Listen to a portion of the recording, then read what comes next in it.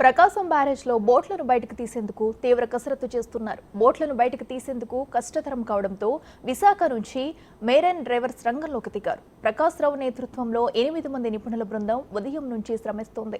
Under water cutting equipment, air బెలూన్లతో తొలగిస్తున్నారు. కాగా కేంద్ర రాష్ట్ర ప్రభుత్వాలకు సర్వీస్ ఏజెన్సీగా ఈ మెరైన్ ఎక్స్పర్ట్స్ పనిచేస్తుంది. నేవీలో పనిచేసిన నిష్ణాతుల ఈ బృందంలో సభ్యులుగా ఉంటారు. ఈ క్రమంలో మరోసారి ప్రకాశం బ్యారేజ్కు వెళ్లారు నీటిపారుదల శాఖ మంత్రి నిమ్మల రామానాయుడు. బోట్ల తొలగింపు ప్రక్రియను పరిశీలిస్తున్నారు.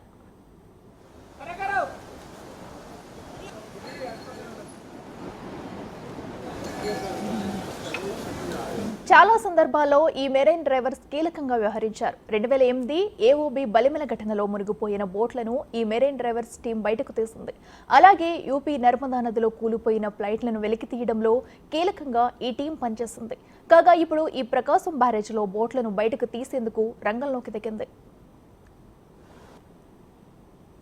ఏదైతే పడవలు కొట్టుకొచ్చి అందులో ప్రత్యేకించి ఏదైతే కౌంటర్ వెయిట్ని ఢీకొని ఏదైతే కౌంటర్ వెయిట్లు 3 ఏదైతే నష్టపోయినటువంటి స్థితిలో మన ఇంజనీర్లు అదేవిధంగా కన్నయ్య నాయుడు గారి యొక్క సహకారంతో 15-20 రోజులు పట్టేటువంటి సమయాన్ని 5 రోజుల్లోనే సక్సెస్ఫుల్గా కౌంటర్ వెయిట్ని నిర్మాణం చేసి బిగించడం జరిగింది.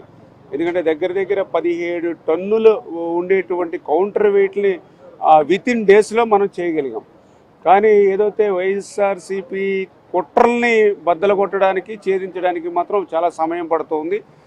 ఏదైతే ఈ యొక్క ప్రకాశం బ్యారేజీకి అడ్డుపడినటువంటి ఆ పడవల్ని తొలగించేటువంటి పని నిన్న ఉదయం మొదలు పెడితే రాత్రి వరకు కూడా ఎన్ని ప్రయత్నాలు చేసినా కూడా సఫలం కానిటువంటి పరిస్థితి. బోటు వెనకాల బోటు ఒక 10 నిమిషాలు, అరగంట, గంట, ఒక పూట తేడాగా వచ్చిందన్నా యాదృచ్ఛికంగా వచ్చింది అనుకోవచ్చు. కానీ 3 పడవలు ఒకే లంకె కింద కట్టి రావడం, ఆ 3 పడవలు అంటే 40 టన్నుల సామర్థ్యాన్ని 120 టన్నుల సామర్థ్యాన్ని పెంచుకునేటువంటి పరిస్థితి రావడం నిజంగా తలుచుకుంటేనే భయం వేస్తుంది.